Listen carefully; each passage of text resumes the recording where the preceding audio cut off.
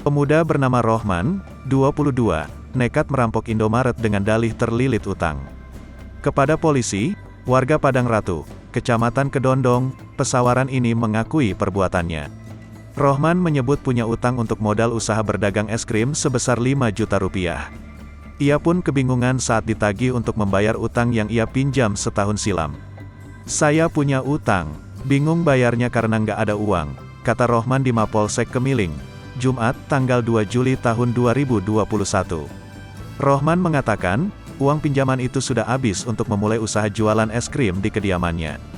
Rohman ditangkap karena merampok Indomaret di Jalan Imam Bonjol, Kemiling, Bandar Lampung, Kamis, tanggal 1 Juli tahun 2021, malam. Dalam aksinya itu, Rohman membawa badik dan pistol mainan dari rumahnya.